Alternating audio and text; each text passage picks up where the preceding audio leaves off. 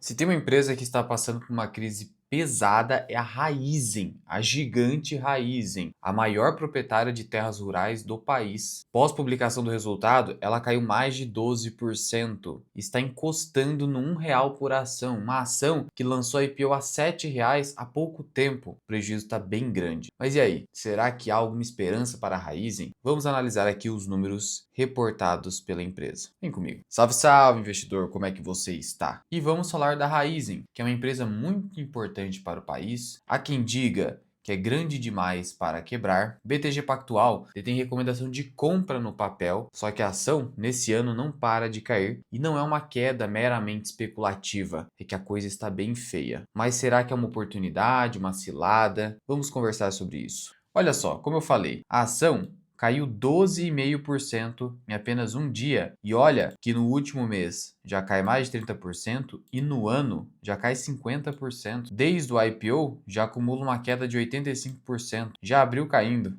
Olha isso aqui, foi um IPO desastroso. E cuidado, cuidado. Eu vejo ainda pessoas caindo na cilada de supor: ah não, tá perto de R$ 1, né? Um realzinho, tá baratinha, não vai dar nada. E se cair para 50 centavos? É a mesma coisa do cara que pegou a R$ 2 e caiu para 1. Sempre pode cair 50% ou até 90%, ou se quebrar 100% do seu capital. Então, não olhe só para preço. Quem olha para preço é trader. Você é trader? Se é, então tudo bem. Aí você utiliza algumas ferramentas para trading. Se você é investidor, você precisa analisar os números da empresa e a perspectiva de longo prazo. Essa é a diferença, as ferramentas que você utiliza e também o horizonte de tempo. O trader quer sair o quanto antes do papel, porque, inclusive, ele coloca stop loss. Se o papel não andar para a direção que ele quer, ele sai o quanto antes para estancar as perdas. Então, muito cuidado com isso. Caiu, vamos entender por que caiu. Porque eventualmente pode ser uma cilada, a coisa pode piorar ainda mais. A gente vai tentar descobrir aqui. Primeiro, claro, a empresa segue com índice preço-lucro negativo. Isso aqui já mostra o seguinte: empresa inconsistente. Porque se apresenta PL negativo, significa que em um ano inteiro reportou prejuízo. Isso já deixa de fora nosso filtro fundamentalista. Então é o tipo de empresa que, se você investir nela, as probabilidades estão contra você. E pela teoria bayesiana da probabilidade, você coloca mais dinheiro no ativo ou em alguma aposta de acordo com as probabilidades. Nesse caso, a probabilidade está contra você porque é uma empresa cíclica e inconsistente, de tal modo que, se você for entrar nesse tipo de papel, é preciso muita gestão de risco. Isso já é negativo, porque você sabe que nós devemos buscar empresas consistentes, onde a gente tenha a segurança e a tranquilidade de colocar uma parcela significativa do nosso capital. E, caso você não saiba, a Raizen é realmente muito grande. É a companhia que no Brasil é responsável pela distribuição do combustível Shell. Ela é uma empresa que produz cana-de-açúcar, etanol, a cada trimestre 50 bilhões de reais em receita líquida, 200 bi ano. É muito grande. Uma empresa como essa quebrar é uma demissão em massa de funcionário. É um grande problema social, inclusive. Quanto ela está valendo agora? A 1,5 por ação. Aqui no Investidor 10, você clica em empresa e aí você vai notar o valor de mercado. Mais de 10 bilhões. Então veja, mesmo com toda essa queda, a empresa ainda vale mais de 10 bilhões. Não é uma small cap, apesar de toda essa queda. Tá vendo? Então, quando ela abriu o capital, tava lá nos seus 80 bilhões. Doideira. Por quê? Olha a quantidade de papéis. Mais de 10 bilhões de papéis. Então, eu acredito que, se esse papel cair abaixo de R$ 1, vai haver grupamento. E geralmente grupamento gera ainda mais queda nas ações. Mas esse não é o grande ponto. A gestão já começou a cogitar, sabe o quê? Algo que a gente teme na condição de investidor. Follow-on, capitalização, injeção de capital. Por que a gente teme isso? Cara, seguinte, quando você abre uma empresa, um CNPJ, você quer retirar os lucros de uma empresa ou injetar cada vez mais capital? Ah, Luan, se eu estou crescendo, eu vou colocar mais dinheiro. Tá crescendo. Mas nesse caso aqui, não é que tá crescendo. Ela está decrescendo, decrescendo, sério. Olha só, esse aqui é um relatório do BTG Pactual, em que eles comentaram a respeito do anúncio da Raizen da venda de 55 usinas de geração distribuída para o grupo Gera, 600 milhões de reais. Eles têm preço-alvo, ainda recomendação de compra no papel, a 3,50, e 600 milhões de reais é muito?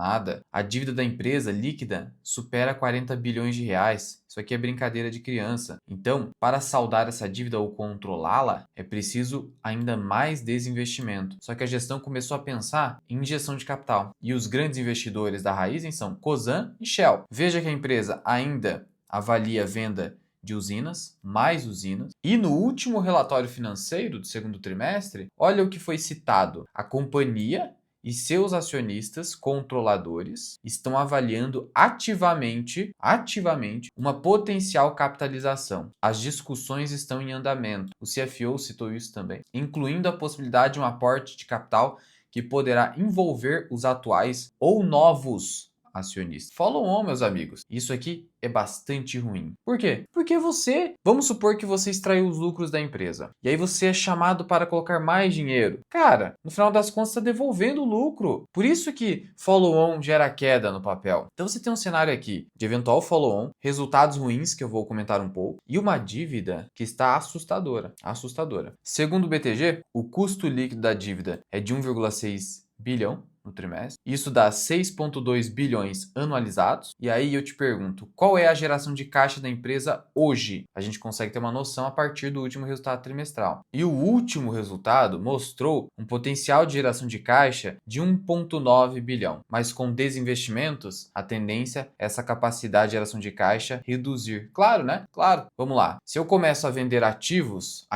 que são indispensáveis para a produção, em algum momento a minha geração de caixa operacional vai ser reduzida. Então, talvez ainda seja um pouco otimista da minha parte esperar 1,9 bi a cada trimestre. Mas supondo que seja assim. No caso, a gente estaria falando entre 7,5 a 7,6 bilhões de reais de geração de caixa. Isso quer dizer 7,5 menos 6,2 que, cara, não vai sobrar quase nada, só com pagamento de juro. Pagamento de juro está consumindo tudo. O pior de tudo é que nesse último trimestre a dívida cresceu fortemente, cresceu 55%, indicando uma relação dívida líquida sobre EBITDA de 4,5 vezes. Por outro lado, como que a empresa justificou principalmente essa mudança drástica de 2,3 no ano passado para 4,5? É que ela conseguiu alongar o prazo médio do endividamento. Para dar respiro, ela conseguiu mais 2,2 anos. Saiu de 6 anos para 8,2 anos. Então, hoje a empresa está focada em desinvestimento, alongamento do prazo da dívida e eventual capitalização da empresa com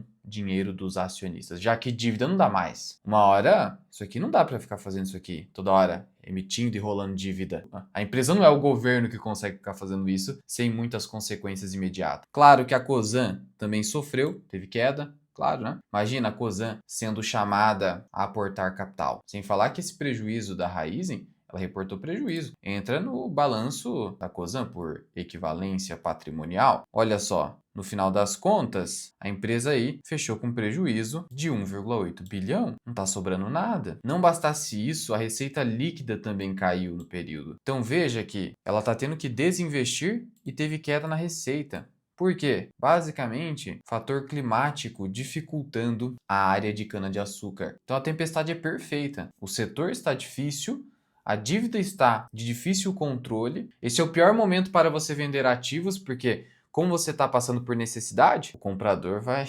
conseguir uma bela barganha. O que você acha? Você acha que não vai acontecer isso? Então, isso é ruim também, porque daí a empresa não consegue muitas vezes vender pelo preço justo. Aporte novo dos acionistas controladores e também eventualmente dos outros acionistas. Se você não aportar, você que já tem as ações, por exemplo, você é diluído. Eventual grupamento, é muita coisa ruim acontecendo ao mesmo tempo. Sem falar na taxa Selic a 15%. Eu venho falando na comunidade Formação Mira Investing que essa Selic precisa ser reduzida. Eu acredito que isso venha acontecer já no primeiro trimestre do ano que vem. Porque do contrário, a gente vai ter problemas sérios e já estamos tendo, porque os últimos dados de inflação estão mostrando uma desaceleração da economia. Dados do varejo mostrando que a demanda das pessoas por eletrodomésticos está caindo fortemente. A gente vê isso inclusive nas empresas. O Grupo Mateus fechou lojas de eletrodomésticos por conta da queda nas vendas. O crédito está caro, o consumo está mais focado no básico, porque não consegue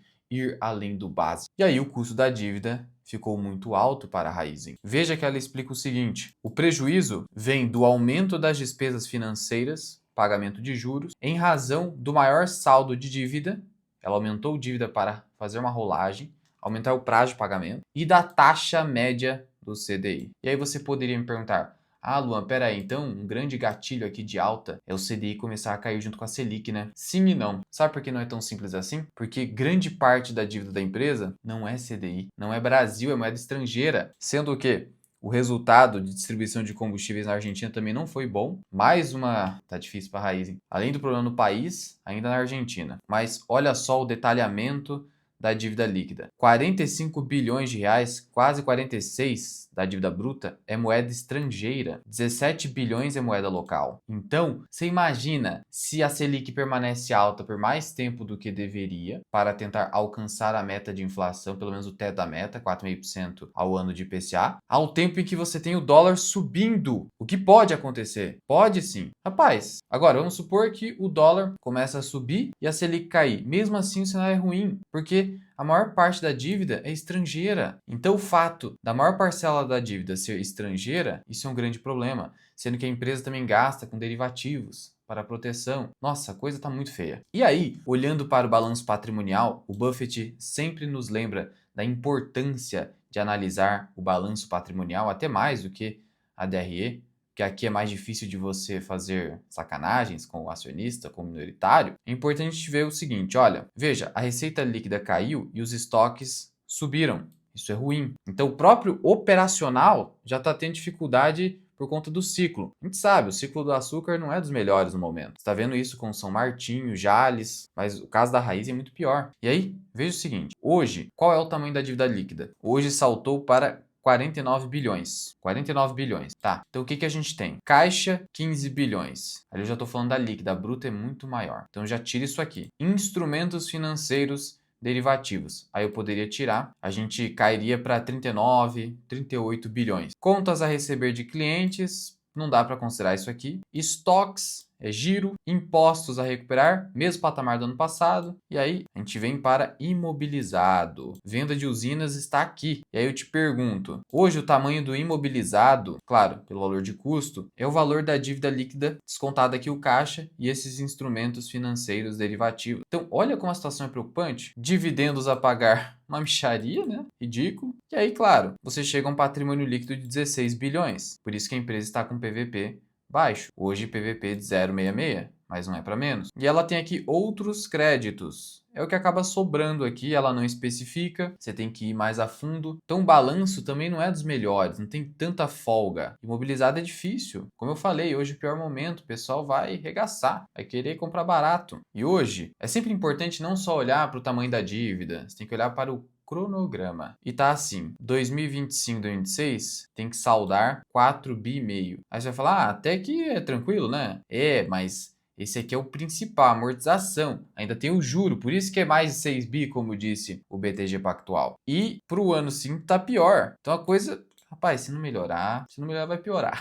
Yogi Berra. Aí depois piora ainda mais pós 2000, rapaz, pós 2033 está muito pior. Então, veja, esses próximos 3 anos são determinantes para a Raizen e o dólar não pode disparar. Veja que ela depende de uma série de condicionantes, uma série de premissas, razão pela qual, sinceramente, eu entendo que os riscos hoje são muito elevados. Luan, você acha que a empresa vai quebrar? Não. Mas, veja, uma empresa quebrar não é a única forma de você perder dinheiro. Então, eu acredito sinceramente que o papel vai cair mais. Vai cair mais. Por quê? Follow-on à frente, uma dívida absurda, dólar podendo eventualmente subir e aumentar o nível da dívida, o ciclo do setor ainda é negativo, grupamento eventual. Então, infelizmente, eu não consigo falar assim para você, olha, é oportunidade agora. Não acho que vai quebrar, mas eventualmente, se não conseguir mais saldar ativos ali, vender ativos para saldar a dívida, pode chegar no momento em que ela precisa da recuperação judicial. Porque olha o tamanho do indicador hoje, 4,5 vezes EBITDA, um EBITDA que deve decrescer com os desinvestimentos. Então não sei, aqui o nível de incerteza Aqui de fato tem risco, não é simples volatilidade, tem risco de perda patrimonial, por isso eu entendo que não é oportunidade. Mas não significa que a empresa irá falir. Mas ela vai ter que reduzir muito de tamanho, muito. Vai ter que enxugar demais. E sinceramente, a Cosan mostrou não ser boa em controle de custos. E o Buffett nos conta que, geralmente, aquele que não tem excesso de confiança, aquele gestor que não tem excesso de confiança e já é um cara focado em controlar custos, mesmo que ele esteja bem controlado, ele busca controlar ainda mais. Já o cara que perdeu a mão, esse cara tem muita dificuldade de controlar custos, cortar custos. Ele acaba piorando as coisas, ou quando a coisa já está extrema, como é o caso da Raizen, ele precisa fazer um monte de coisa extrema, tipo capitalização, etc, etc. Então a gestão já mostrou-se incapaz de ter uma boa gestão financeira. Então não dá para confiar de tal modo que é complicado, não acho que vai quebrar, mas eventualmente pode precisar de recuperação judicial. Por isso eu fico de fora da Raizen, mesmo com toda essa queda. Lembrando que empresas de fato de qualidade eu analiso na comunidade Formação Mirai Invest, onde eu escrevo relatório de análise. Tem da Multiplan, do Banco Itaú, um por semana. Vou trazer a próxima empresa, é a Vivara, e uma série de empresas. Claro, com limite. Com certeza não irei ultrapassar 15 empresas no máximo. Não adianta ficar pedindo outras, é só o filé mignon da bolsa, para que você não fique, sabe? Será que é oportunidade? Será que é boa? Não sei analisar, o pessoal fala que é bom. Não, essa é a finalidade. Tem o meu treinamento Formação Mirai Invest, o método Dividendo Permanente, você tem os vídeos que eu trago para os membros, planilha de preço teto, checklist para escolha de ações e fundos imobiliários e muito mais. Está tudo aqui dentro, tudo que você precisa para ser um investidor independente e inteligente. Para conhecer esses benefícios, vou deixar o link aqui na descrição e no primeiro comentário fixado. É uma assinatura que cabe no seu bolso e que você pode cancelar a qualquer momento, sem burocracia. Link aqui embaixo. Agora alguns comentários aqui de um último vídeo. Caixa e BB Seguridade são os fundos imobiliários das ações. Pior que é verdade, né, cara? É tipo isso. Luan, comenta sobre os resultados da Vibra. Cara, nem acompanho muito, a não ser a Ultrapar, que eu fiz um vídeo para os membros. Promissora, mas IPO menos de 5 anos, então ainda estou de olho. Tudo bem, é o seu critério, beleza, respeite o seu critério, mas entenda o seguinte, a questão do IPO é mais para você não comprar caro, porque o IPO sempre vai ser caro, é para pegar otário, ao mesmo tempo em que é para evitar empresas novas, e a Caixa Seguridade tem uma tradição da Caixa Econômica Federal, então é diferente, e já passou algum tempo do IPO, mas pode respeitar aí, né? Se você quer mais prazo, sem problema. E aqui em cima eu vou deixar um vídeo para você onde eu te ensino a calcular o preço teto de ações e fundos imobiliários de uma maneira simples. Corre lá!